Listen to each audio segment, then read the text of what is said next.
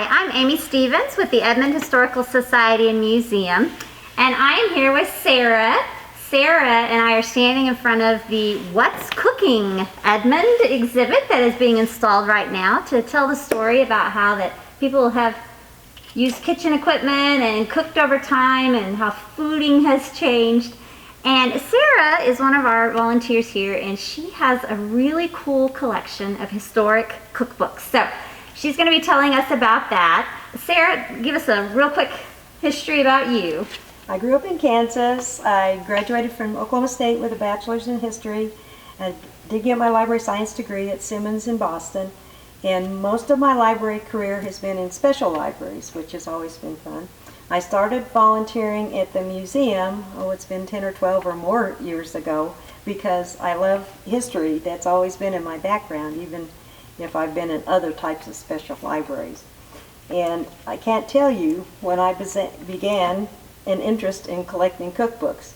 But it makes sense. You love books and you love history. Yes, it does. That's so true. So this isn't your whole collection. No. You picked these for a reason. I just gathered a few from my collection. I have about almost a dozen big bookcases full of cookbooks. So when you come to visit, if you do, maybe, I have one whole range with cookbooks from other countries. I unfortunately neglected to bring any of those, and it's fun because now when I travel, I always find a cookbook. It's kind of challenging sometimes because sometimes you can't always find something in English or something that has English measurements. So that's a little challenging, but it's still fun to have something from somewhere else. I have one of my favorite ones I didn't bring, has to do with if you're having friends over and you're doing a potluck in another country, and then you have different recipes to choose from, and everybody can bring something, and that's a great way to get together. So you were telling me that you were asked to help coordinate a historic meal or something? Yes, I had a good friend, and she was teaching English literature, and they were doing something on foods during the period of Chaucer. And she said, "Do you have anything?" And I said, "Well, I don't know, but I have some older cookbooks I got for the Metropolitan Museum. One was in the Elizabethan period, and one was Richard II's period." So she borrowed them and said, "Hey, that was great, that really helped." And that was fun. And then I had a friend who came along and asked, what did they serve to Madame Bovary? And I didn't have anything at that time. But fortunately, through my travels different places, I found this wonderful one called the Literary Gourmet, and it has meals and recipes from all types of periods in literature, which is wonderful. And yes, it did have Flaubert's Madame Bovary in there. And then I have a more recent one that has like Kennedy and Elvis Presley and all. And there's several out of this with famous people in their books. You must have interesting friends. No friend of mine has ever said, "I'm going to have a Chaucer meal." I know. It was sort of off the wall. I must admit, it really was. Well, you have an interest in cooking and you have an interest in history, so you were the perfect person to ask. I guess that was it. I don't know. All right, so tell us about some of your other favorites. Okay, I brought sort of my Bible of cooking, and it's the French, the Larousse, and it answers almost any question about food or the definition or even a little bit of what it really is or how it's fixed or whatever. Not a lot of recipes. It's just a real background. I have some things from the United States, the Heritage Cookbook and the Colonial Cookbook, because I have a whole range of books from the different states, and then of course the historical ones. I did bring one from Louisiana that was just sort of fun. It was the different restaurants in Louisiana, but you can have things from all other states too. And at one time, being in history, I thought I wanted to be a Civil War reenactor, and I thought, oh my, I need something of that period. And I had a friend that gave me this cookbook called the Army Wives Cookbook, and it was written by a wife of somebody in the Civil War. And then I was fortunate enough to actually find a cookbook that was published in 1861, which was before the Civil War. So I thought, this is perfect because this is kind of beat up and it would be appropriate for someone. And then I found in the front the information that by the person who was carrying this cookbook, and he obviously was on shipboard, and he was one of the ships that was trying to block the blockade runners during the Civil War, because it talks about the ships that they captured, and they were blockade running ships like the Savannah and the Galveston. And wow, and look at the fancy writing. I know, isn't it? Anyway, and I think I've traced the family to Maine, but I haven't followed up on that because this probably really belongs with them, and I'm just hanging on to it until I can. Right. Anyway, and I also, because we're in this part of the country, we want to recognize our Native Americans. So I do have several cookbooks. Here is one, The Art of American Indian Cooking. Now here's one primarily Sacagawea, although I think she was a little north of here, but I do have several other Native American cookbooks. Do you make these recipes, or you just collect the books? Sometimes I read them a lot. I don't always make the recipes, but it's always good to have if somebody asks, and then I can say, because if, on St. Patty's Day when people are getting together, I always try to go through my Irish cookbooks and find an appropriate Irish recipe. Couldn't have anything but something appropriate. So right. Well, and you're dressed appropriately too. Oh yes, my nieces, when they went to Europe, brought this back to me from Harrah's because they knew my love of cookbooks and food, and so I thought that was pretty cool. So I had to share that with you all too. That is neat, and you've got some other aprons here that are kind of special to you. Some of the things that I found going through. This one is probably the oldest. I'm sure it was my grandmother's. It's very kind of 50s looking to me. So anyway, the others are just kind of fun, and I love mattress stitching, so that was good too. And so I have some basic things, like I have a James beard. My mother always laughed at me and said, "You only need 4 cookbooks. I don't know why you're gathering all these cookbooks. If it's not in Betty Crocker or whatever, or Amy Post or whatever it was that Amy Post at that time." And then I have, because of my history, I also have a lot of presidential cookbooks. I have the Carter cookbook, this Truman cookbook. Oh my, her recipes are wonderful.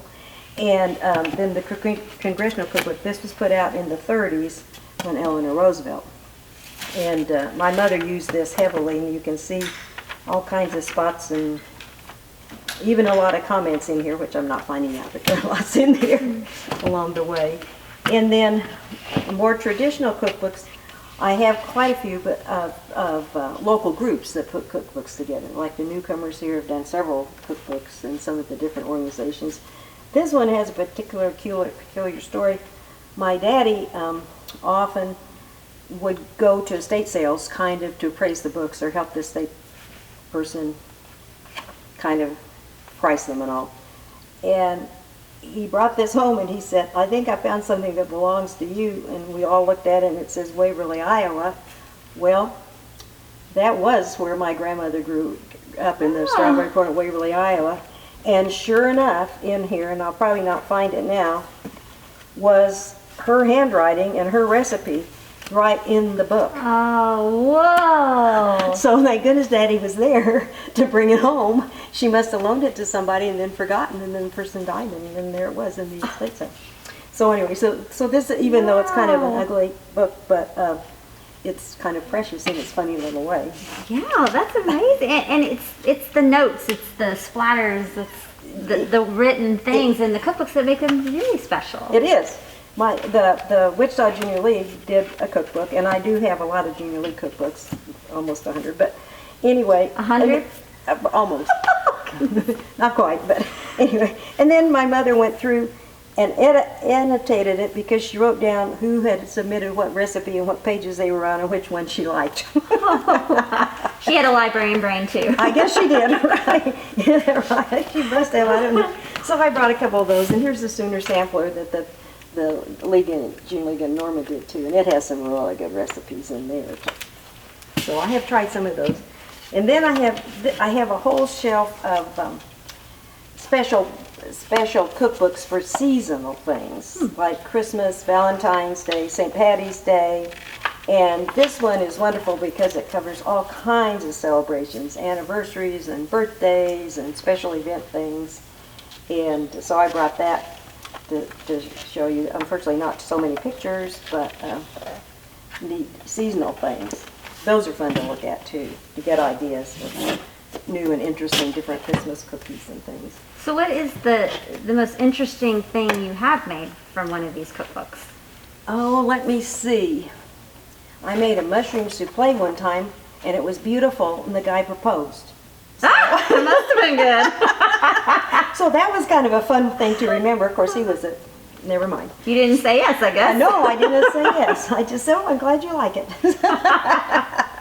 It's always nice to have something. I don't know. That's a good question, because it is fun. I made a flan one time, which I thought was a little out of the ordinary, and it turned out, and it's exciting when things turn out, because I'm really not a very good cook. Oh. I just enjoy dabbling around, and I think part of it is because I was single for so long, I didn't have to do a meal every night for somebody, and I think it makes a big difference. So for me, doing something was always a celebration. It was often a family gathering. It was a birthday or something like that. So it was fun to cook. Mm-hmm. So I think I think that puts a different slant on things too. So anyway, and then I had a good friend that went to Hawaii, and this was kind of fun. And he sent me a Mongolian hot pot. Well, that was a surprise. Oh. I had no idea what that was all about, and here's a picture of it. But I learned, and so now I have a lot of Asian cookbooks because I do all these things to try to find out enough recipes to go with the hot pot. But anyway, and then when I was in Hawaii, this is one of my favorite ones. It's called the Wiki Wiki Cow Cow, which means sort of fast food, quick recipes. But it has some wonderful things, and this one's well used. You can see lots of spots on there. You made a lot of things. Post-it notes. Yes, post-it notes, right. So anyway, and then, but this is because, as you say, cooking through the years has changed, and we're not into all the fatty foods and all that we used to be. So I really kind of rely on, when I cook, on Cooking Light and the recipes from Cooking Light. And this was one of my favorite go-to cookbooks, as you can see. Oh, yes. It's falling apart, but that's okay, and it has lots of little notes in there, and I always annotate recipes if it needs more seasoning or too much seasoning or leave out seasoning. So it's just a whole range of things, because the early cookbooks, they'd say butter the size of a walnut, so you just scoop it out like that. I think this one has some recipes like that. So you kind of have to guesstimate a little bit.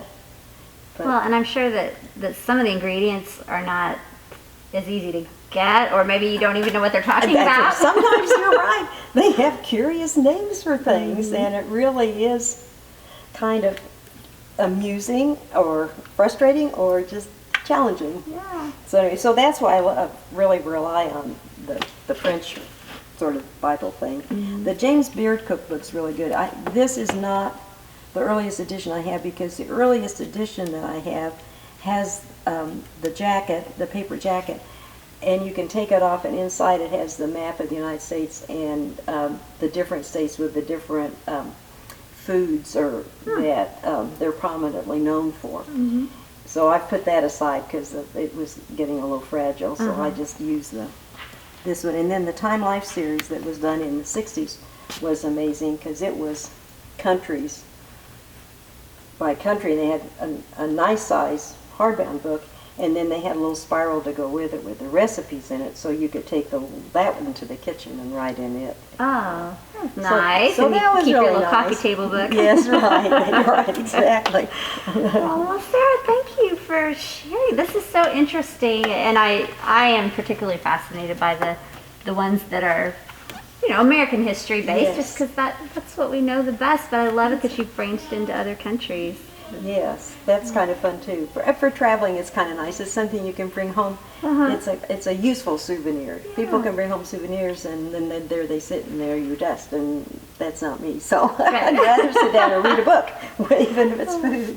Well, thank you so much for sharing this collection. Well, thank you. Yes. And I hope everyone has a chance to come see the exhibit. Yes, come look at all these goodies here. This is so much fun. We do have some recipes that are going to be out from some of our well-known Edmond restaurants from the past, like Boyce Cafe and Wide Awake Cafe. How perfect. Anyway, it's fun to talk about something that everybody knows about. Well, yes, that's true. And I love sharing that with all of this with you all too. This museum's sort of my second home, so this is just great. Thank you for inviting me. Thank you, Sarah.